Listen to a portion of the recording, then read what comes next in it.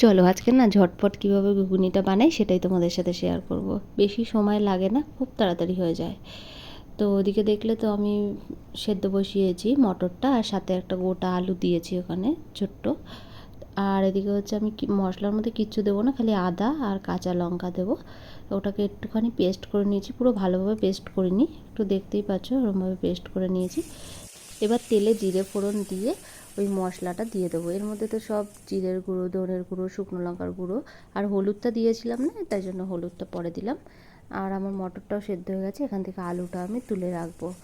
আর মশলাটা দেখো তেল ছেড়ে এসছে, এবার টমেটো দিয়ে আবার একটুখানি টমেটো গলে যাওয়া পর্যন্ত কষাবো। এবার সেদ্ধ করে রাখা মটরটা দিয়ে দিলাম, দিয়ে এবার এটাকে একটুখানি ফুটতে দেবো।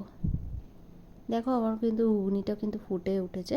তো তারপরে আমি ওই যে সেদ্ধ করে রাখা আলুটা ওটা হাত দিয়ে এরকমভাবে ভেঙে দিয়ে দেবো।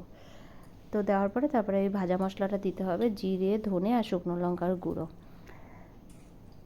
আর এদিকে আমি শুধু ঘুগনি খাওয়ার জন্য দেখো পেঁয়াজ আর শসা আর একটু ভুজিয়া দিয়ে নেব। তো তোমরা কে কে ঘুগনি খেতে ভালোবাসো অবশ্যই কিন্তু কমেন্ট করে জানাবে। চলো এবার খাওয়া দাওয়া করে নিই, তারপর দেখা হবে নতুন একটা ভিডিওতে। টাটা।